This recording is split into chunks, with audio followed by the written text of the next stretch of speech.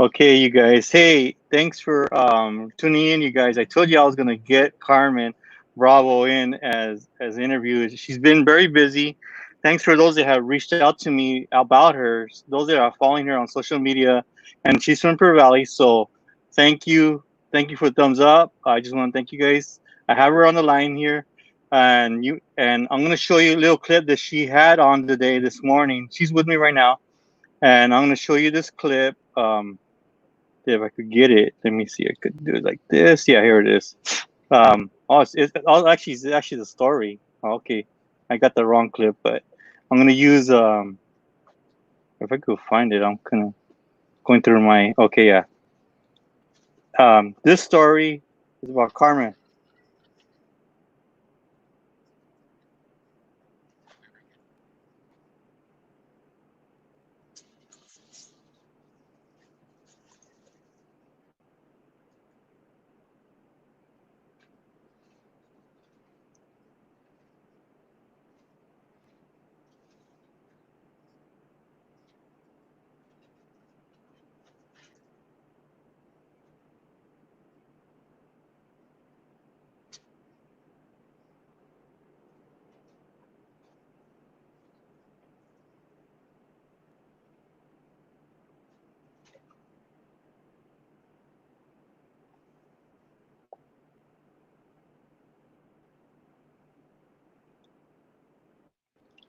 As you can see, Carmen, I don't know what else to say. I mean, I told you earlier, you were all over as I traveled from Sacramento to Utah, Reno. You were all over. So, what do you guys say about that? Well, I'm very honored to begin with because Oop, I it's wasn't still going on. expecting that turned out. Sorry? Oh, Yeah, can go you ahead. hear me? Oh, I'm just saying that I'm You were very, expecting that? Yeah, I could hear you. Go ahead. oh, okay, I'm very honored, first of all, because we never expected that the short film was going to be all throughout the states and that it was going to have such impact.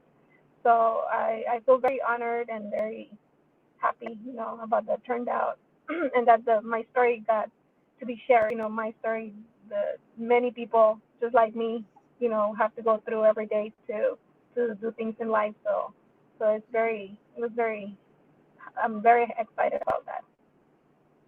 What motivates you coming from Mexicali to Imperial Valley as a nurse? What motivates you to be a nurse? And that's my other question. Oh well, I think ever since I was in elementary, I wanted to be a nurse. It was one of my the things that I used to play with, and I used to take care of my younger sisters or cousins, anybody that got wounded or injured. I would try to help out and play the nurse role. So little by little, I started coming, closer and closer to that to that dream that I had, about what I wanted to be, and then being, as you mentioned, like partially raised between Mexicali and then coming uh, to the United States at a young age, that it was kind of like a barrier at one point because of the language barrier, and then, circumstances at home that made it a little harder. But I guess I continued persistently, and then little by little, I was, gradually placed into that career that I wanted to, and and succeed, in that sense. But yeah, there were a lot of challenges if that's what you're trying to say, like it's like trying to Yeah, learn the because language and then yeah, because I know go it's ahead. hard to translate from Mexicali to Imperial Valley, and I'm having we're having a culture dialogue in Idaho and Utah because I was up there recently, and I was looking for a raza. I was at a market, and then the Indians would tell me, "No, your people don't come out to the weekends." Wow, I was yeah. like, "What?" Well, So I had to come yeah. out shopping on the weekends just to talk to them. hmm Go Yeah, it was go ahead. something kind of like similar because when we first came in, I mean, came to the United States, we went. I went to a school where there was nothing but English, and it wasn't in Calexico. It was like up north in India, but it was mostly English, and I not knowing English at all, and then I was placed into regular classes, and that's when my challenge started because uh, I know I'm known to like I know I'm persistent in certain things because I would memorize the books without knowing exactly what they were. But that's how I started passing my my subjects, like history and things like that. And then later I would realize, boy, that was Cristobal Colon and Christopher Columbus, and little things that I had to learn from scratch. And but thank God, within a year I was able to like speak, like better and then understand better, and little by little. I mean, and also nursing, it's another language. Everything we talk, the terminology, the words, the different words that we use, and they mean different as well. So that was another challenge for me too, and then speaking it as well. But like the practice, practice, practice, and never taking your finger off the of our goals, I guess, or from my dream. That's what pulled me through very much. But yeah, I encounter a lot of things, a lot of stories that like that I can recall, that I went through. Learning the language and trying to succeed, to have good grades in school as well, um, to be a nursing student. I know your husband's a firefighter. I was a firefighter once from Imperial County. Well, actually, I started in Sealy as a reserve, and in high school, from high school, I became a reserve with Benny Benavides, was my chief at the time, and then I had to leave because I had smoke inhalation. So I know what's to be in that field because I was breathing without BA breathing apparatus, which I'm not sure right now the community which you have today, what you did today this morning, going to see your client. I'm going to be posting that. What's going on in the community that you have to do out there day in and day out. I mean, it just you're right here. You're explaining in 2 minutes and a half, almost 3 minutes. Um, let me.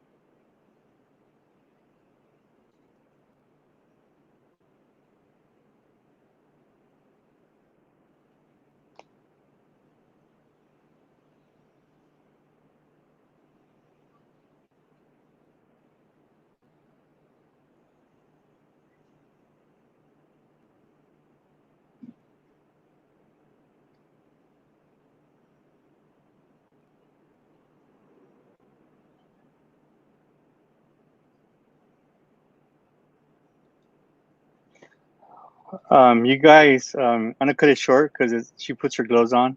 Yeah, I mean, you follow her on Facebook. I mean, I just applaud it. Being in this field now that COVID-19, how have you seen it being in the nurse to home care provider? Because I know you do both. You're like busy out there. So how does it feel to see that it's really happening here in Pro Valley, and we hit national news? Because I was in Idaho when it hit national news, CNN, NBC. I mean, it just like went viral, and I was like getting AP news like on my phone was blowing up. I'm like, what's going on? And I was older, just living my life up in Idaho. I'm like, okay, this is awesome, but what's going on? So I'm calling my friends over here, my media friends, Univision, and if they're looking, my Univision friends and my media friends we all follow each other, but I want to thank them for blowing it up as well because we blew it up like crazy. I did not, I didn't think Imperial Valley would be like the hotspot, but I kept telling people months ago we're going to be a hotspot due to Mexicali. People didn't understand that. They thought I was crazy as media guy, even though I'm a former EMT and firefighter. They didn't understand it because they don't know my background. But I'm letting the public know I was a former firefighter, reserve firefighter, but I had to quit because I had smoke inhalation. We didn't have BAs like you have. Oop, like BAs like you have. So that BA you have is just it's awesome and how's it going to those houses you're experiencing? You know, go ahead. Well, it's a that's a different type of challenge that I've been experiencing lately. Initially, I mean, a lot of like I worked in both hospitals here in Logan and Pearl Valley for several years, and then I went into home health, where we take care of the elderly population, that the ones that are not able to go out of the house, they're homebound, and a lot of times we have like mini ICUs at the house. We have like all types of equipment at the house, from patients that cannot go to the hospital or have different disabilities or circumstances. So um, when COVID started, I mean, it was all, like the emergency room and the ICU, right? The patients would be. I mean, when the surge started and started like getting out of proportion, then our elderly people started getting affected because they were getting infected through, I mean, their family members or caregivers. And then I guess I'm the only, so far right now, I think I'm the only RN that's doing the COVID visits to patients at the houses. And um, this is what happened. Like both hospitals got very saturated. They have a lot of patients, and they need to send some patients home. So some of the patients are being sent home with oxygen. They're being sent home with the need for therapies and the need for other disciplines as well. So that's basically what I do. That to go into the patient's home, I have to I go in and assess their situation, and I see how sometimes everybody in the house are positive, and kind of like what you said, a lot of these situations are due because they go back and forth, or people that have binational, they always go on the weekend, so they will go and come back, and or like there's all kinds of different things that I have encountered, from not patients but family members or caregivers. Um, so initially we weren't doing home visits because there was really no equipment, but now there's more a little bit more that we can go out there, and I wear my respirators like the one in the video that you saw, and sometimes I wear it for like an hour, 2 hours. It's a really long, like my last visit right now, it lasted 2 hours, and it's like if you don't want to wear a mask, try wearing the respirator. The Yeah, It's I caught the challenging, BA. and Yeah, the uh, BA with the I'm oxygen. sorry. I with Yes, the firefighter, we got the BA with the big old it tank in does, back of and us, that's but you don't what got a you tank when on you. You got the one on front is different from the tank. and I tested him. I tried to test it because that little. When you saw that I did that, I was testing it because that's the only air entrance. It only like for entrance. So I make sure that there's no leaks anywhere surrounding me, and that protects my eyes, and it protects my my breathing as well. So it takes me several minutes to get all fully equipped before I go into the patient's home, and it takes me longer when I get out because I just clean spray all over myself, and I have to dispose everything, discard everything, and it takes quite some time, but I think it's worth it, definitely worth it, because there are a lot of elderly people that are by themselves at their homes, scared. They're like terrified, from the virus, and they're isolated, and like having, like they leave food outside their homes, or they're barely able to walk, so I think that it's really important that we are doing this because we are able to catch and a lot of the times we're able to send them to the hospital before they get worse. A lot of the patients that I'm seeing, they're barely with the symptoms.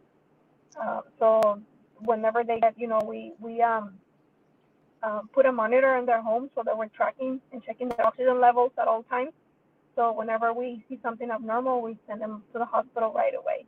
So it's been challenging, but it's like I said, it's totally worth it, and yeah, that's one of the things about nursing that we see. And yeah, because we're in the border, it just the numbers just view like crazy, and it's so much, and I don't know at what point we're gonna flatten that curve because the numbers keep getting higher. My last question is, what do you want to tell the people out there about what to do and what not to do, and the 6 feet and the PPP, the I'm face not able mask? to. What do you Okay, what do you want to tell the people on the mask, on the PPP? Let me see what's going on. My AirPods are connected. Okay. Um, yeah. What do you want to tell the people about PPP, face mask, 6 feet distance? What do you want to tell the community on that?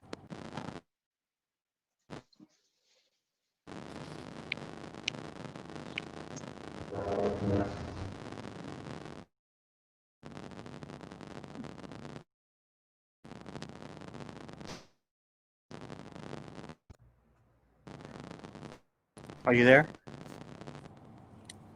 I I don't think I know just lost why you. I can't I just hear. lost you. Yeah, I Can had you to take hear out me? my headphones off. Are you hear me? Do you hear me? Do you hear me? And it's, Do you hear me? You don't hear me? Yeah, you're fine. We're both fine on my side. It's unmuted. It's unmuted. I'm muted already. I don't know what's going on. Could have been Facebook stopped me or YouTube, but we're fine. We're fine.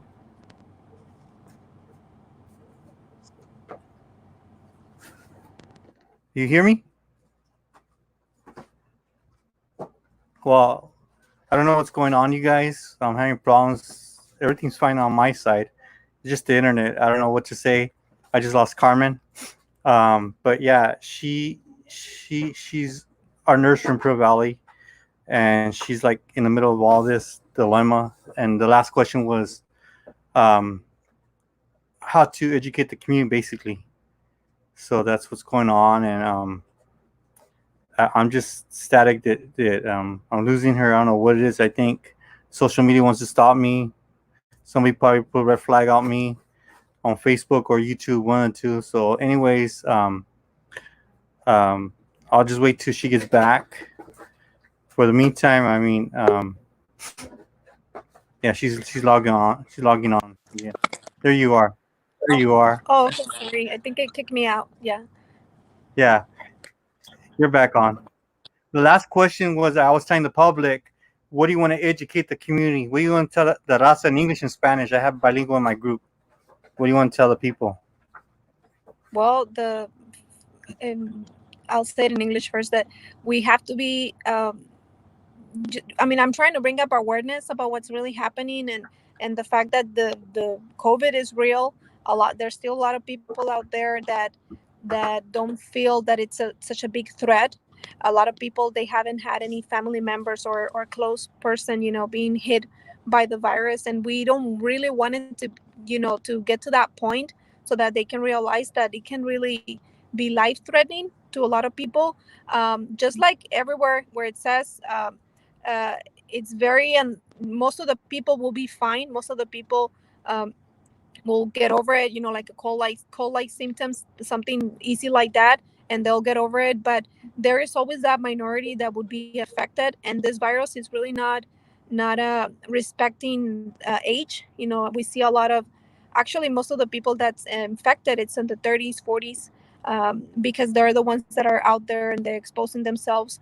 And the higher mortality rate again is the elderly population. So as a healthcare provider, and I take care of a lot of elderly people, and I see a lot of my love, like patients that I've had for years, that they're the ones that are dying. They're the ones that I have never seen so many people die in my entire career, from people that I've met and know, beautiful people that have respected the quarantine, that don't leave their homes, that they order their food, they order their, like whatever from the market, they get it delivered, and they still get infected, and because of other people's decisions. So, and it's not always the case, but and most of the ones that I've been seeing is by caregivers, family members, and things like that. So we have to be uh, like focus, more about the reality that we're living, and be be respectful of others. So like by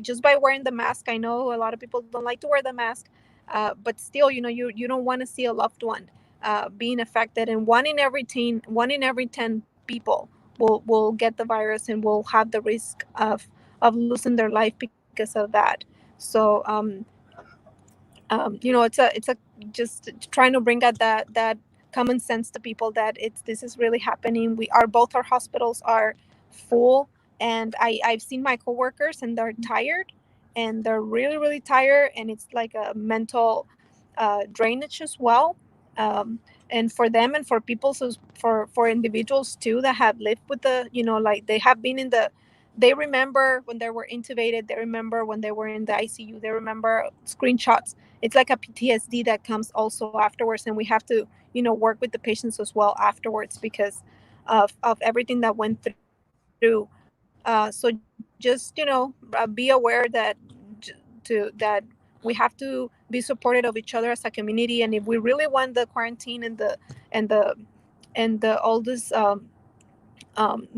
these guidelines that we have to follow to go away little by little, we have to listen. We really have to pay attention to what's happening, because otherwise we're never going to be able to flatten this curve. And as a healthcare provider, it is very frustrating to see, that some people are, I know people that have been, or had been positive, and they're out there, like walking or going to the stores or doing things, and trying to like tell them, I tell him I don't stay quiet because I have a preemie, my little one is preemie, and I have my mom is in the 70s, and she's got diabetes, and she's got Lost you. at the Audio. risk of being exposed. Okay. I Oh, lost I'm you for a sorry. while, but I'm it's fine. sorry. I was just saying that. Yeah. So I was just saying that I know the because I have family too, and my little one that's a preemie, and my mom that's in that elderly group, in that group that I want to take care of her, and I don't want her, to be exposed either. So I mean, I take all my precautions. I do a lot. You should see me. I'm gonna do another video of the afterwards so that you can Okay. see. It takes me much longer to clean up afterwards. It's but like I said, it's worth it because I've been able to see patients at their homes, and and for them to open up and share what they, their experiences, and help them through that healing process. It's good to see them that they made it, that they're, and that they also realize a lot afterwards. And And the other thing, I so was talking to one of the doctors up in Idaho, and he said, as long as you're eating vitamins, you're taking your vitamins, and you're healthy, you're not gonna get. He kept telling me that because he looked at me twice, like, dude, you're. I'm seeing you going back and forth in the city. You're busy. You're. I was doing my business, and over there in Idaho, nobody. It was like stage 4, but they had to go back stage 3. I was found out this week as I left over there, and it's funny that different stages in different states, but it's like another city. But what I'm telling people is that over there was mask and not mask in certain places. Like in Costco, you got to go wear a mask. Costco had to wear a mask. Certain at the bank, I had to wear a mask at Wells Fargo over there. Certain banks had to wear masks, but a lot of times I noticed that people were just so naive because I lost loved ones as well. I lost friends of mine that I grew up in church with um, in the valley. I got word about it as I was up there. My family would call me. Guess what? This is going on. So and so passed away. I'm still in shock because I saw them a month ago, 2 months ago, and that was the last contact I had with them. But I never thought it would come this far into Pearl Valley. Just you're seeing it for firsthand. As a media guy, I see it in the Blitz. And a lot of people don't believe it. The Raza don't believe it. They take it like, no, let's go party, let's go do this, and look what's happening later on 24 hours, saying 2 hours. You know. yeah, that's true. That's actually what's happening. That they still don't see the severity of it, and they feel, and just like you said, some individuals that are healthy, and even if they catch it and they don't have symptoms, they could still pass it on to other people. But some people like the diabetics and individuals with heart issues are the ones that are at higher risk, right? They're the ones that get hit the most. from the virus, but there's others that are asymptomatic, and they also, and like that they could be transmitting it to other people. And what you said, like being eating healthy, staying healthy, drinking a lot of fluids, keeping your body balanced, it's like a shield. It builds a shield against the virus, and it doesn't hit you, or some people don't even get it even if after exposure. But staying always like checking ourselves, and like if we have a few symptoms, and even if they go away, I mean that doesn't mean that it wasn't the COVID. Like there's free testing now all over the Imperial Valley for people to go get tested, just so that they can know when to isolate themselves, if it's the if it's a if it's that situation that so they can get checked. My last question would be: do you think about this vaccine going to come out? What do you think about the vaccine? Since you're a nurse, what do you see on the vaccine part as a nurse? Oh, I know vaccines take a long time.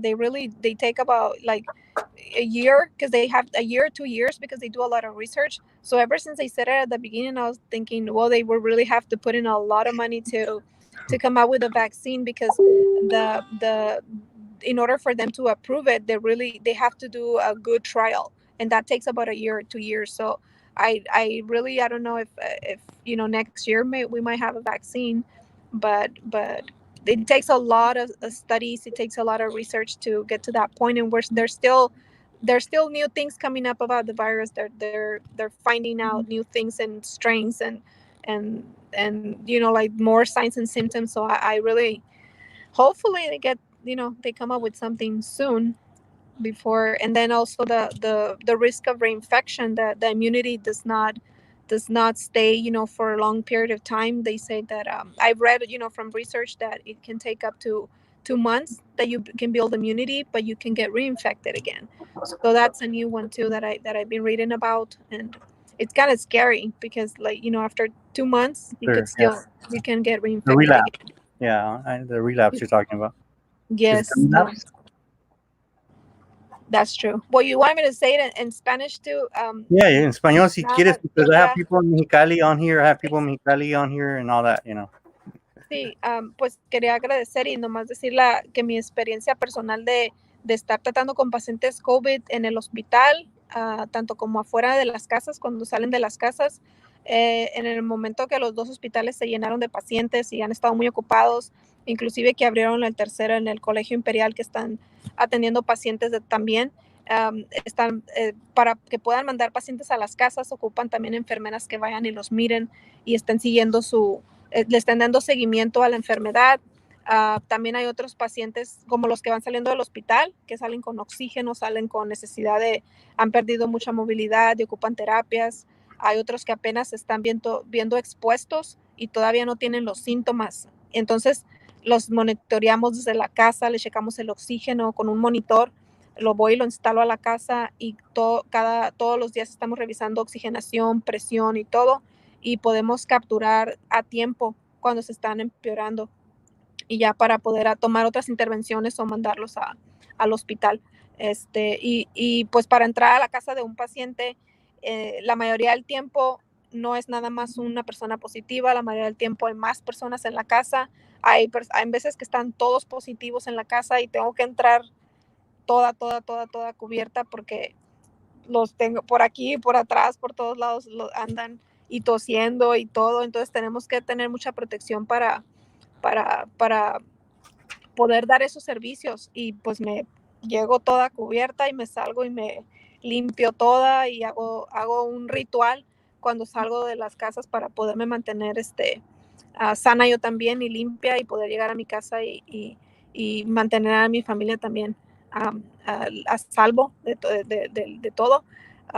Entonces, pues sí, es mirar a los pacientes también, que te dicen las experiencias que han tenido, el trauma que llevan mental, nomás del miedo, o verlos cómo están aterrorizados de los síntomas, de la dificultad para respirar, de la fiebre, todo lo que atraviesan, y las personas mayores les pega más feo. Nunca había mirado tantas personas fallecer desde que yo creo que soy una de las únicas enfermeras aquí en el valle que miro pacientes en las casas.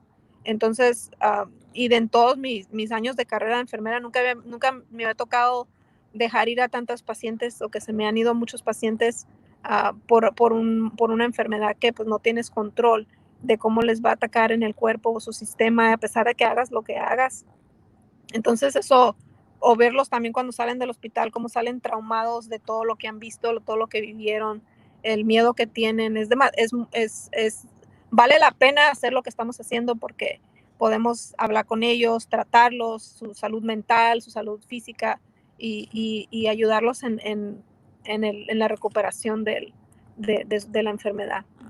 Entonces, y muchas gracias por darme la oportunidad de compartir pues lo que estamos haciendo, porque así como yo, estamos muchos enfermeros que estamos peleando el virus y la batalla que estamos teniendo para que la gente tome conciencia y agarre precauciones y se cuide y se pongan esa máscara, porque hay muchas personas que están transmitiendo el virus y ni siquiera lo saben porque no quieren traer la máscara. O yo siempre digo, imagínate que todos tienen el virus, para que te pones la máscara, porque hay muchas personas que están no están preocupadas para nada acerca del virus o de lo que pueda pasar. Y yo les pido de verdad atentamente, no quieren ver a ni un familiar pasar por esto, porque sí es muy difícil. Es muy difícil. I just want to thank you. I want to leave everybody with this. I just want to thank you for your time, and I know you got to hit home with your kids, your honey, and so I'm gonna close out with this. I just want to close out with this because I'm just glad that you are all fine. You're doing great. I mean, I'm just gotta leave everybody with this: who you are and what you've done. So you're talking about a first-generation American from the streets of the Imperial Valley who rose to beat the odds. She didn't just become a nurse and get her bachelor's. She worked nights and weekends till she earned herself a master's degree. A few years back, she was running in a marathon when a man behind her collapsed from cardiac arrest. She ran to the scene, flipped this guy over, and started performing CPR, keeping him alive for the 22 minutes it took for an ambulance to arrive. She went from working at a swap meet to earning her bachelor, her master's, and using her experience to save this man's life. So why do I think there should be more people like Carmen Bravo in this world? Because that man was me. Was he your teacher? I'm sorry? Was he your teacher? No, he was participating in a race. Okay. I went to the race, and he collapsed. Oh no,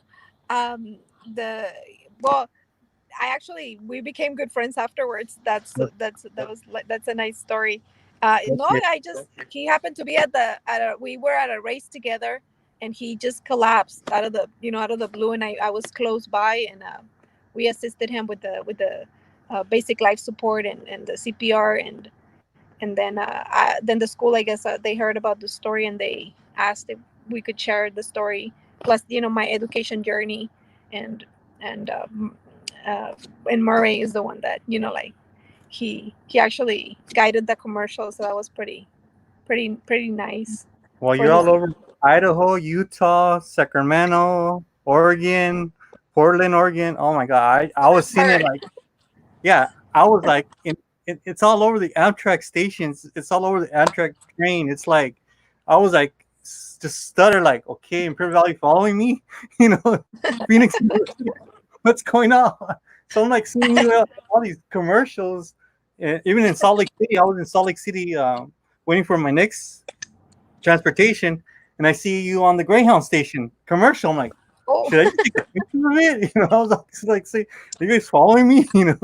So yeah, that's when I said, Carmen's all over. That was pretty amazing, and I'm very honored, like I said, because the school, they shared the story, and I'm representing a lot of people. Like, I know a lot of people from our community, our small community. They go through this struggle every day, and we go through a lot of challenges to be able to be where we're at, and thank God before anything, because it can be really hard sometimes. So I feel like I'm representing a lot of people, from our town. Small town, but we all know each other here. Yeah. I call it. Yes. We might be 50,000, but of 50,000, about 10,000 we all kumbaya together. I gotta tell you, yeah, because sometimes I get messages from all over, like people from the valley, or they have lived here in the valley, and they go, oh my God, when I heard Pura Valley, I was like, wow, and they're in other states, so that's pretty neat. That's pretty. I mean, you were just all across the board. I was like, where is Carmen going? Carmen's everywhere. So yeah, I mean, uh, you know, you there? Yes, I'm here. Okay. Yeah, I just want to thank you for your time and talk to you later. And you can share this on Facebook, YouTube. It's all over all social media sites. So thank you, Carmen, and be safe out there too. So thank you for your service as well. So